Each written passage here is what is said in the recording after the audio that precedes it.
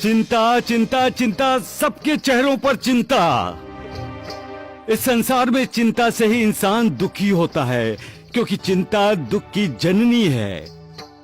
जो इस रहस्य को जानता है वो कभी दुखी नहीं होता। फिर तुम लोग चिंता में क्यों डूबे हो? बाबा, मालिक पर विश्वास करो, उस पर श्रद्धा रखो, उस पर अपनी सारी चिंता उस पर छोड़ दो।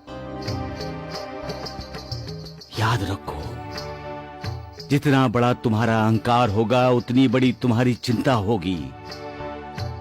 ये मेरा है, वो मेरा है, जब तक ये भावना दिल में जागती रहेगी तुम फिक्रमंद रहोगे ही रहोगे। अहंकार त्याग दो, उस मालिक पर निर्भर रहो। उसे जो करना है करने दो, उस पर संशय शक की उंगली मत उठाओ।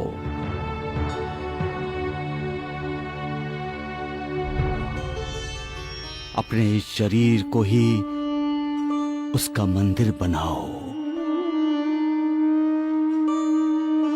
भूल जाओ अपने आप को, फिर चिंता तुम्हें तंग नहीं करेगी। एक समय की बात है, एक साधु गांव के कुछ लोगों के साथ नदी पार करने के लिए नाव में बैठा था। यकायक तूफान आया, नाव डोलने लगी। सब डर गए, चीखना चिल्लाना शुरू हो गया।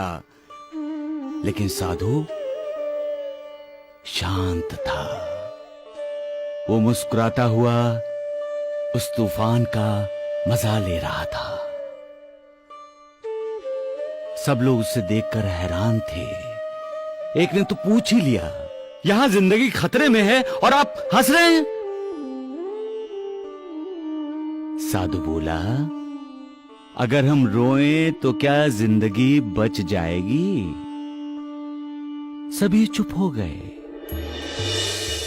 एक बोला, कमाल करते हैं आप, हम डूबने वाले हैं। साधु ने कहा, अगर ईश्वर यही चाहता है तो ही हम डूबेंगे, वरना नहीं, क्योंकि इस दुनिया में उसने हमें भेजा है। हम अपनी मर्जी से नहीं आए हैं, अब जाएंगे तो उसी की मर्जी से। सभी चुप हो गए।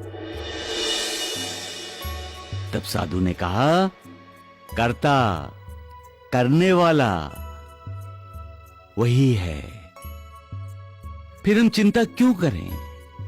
उस पर विश्वास करो, वो कभी किसी का बुरा नहीं करता, और वो जो करता है उसके पीछे भी सबका भला छिपा होता है।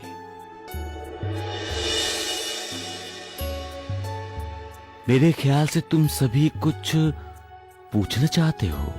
देवा, हमारी नाव किनारे लग गई। तूफान शांत हो गया बाबा।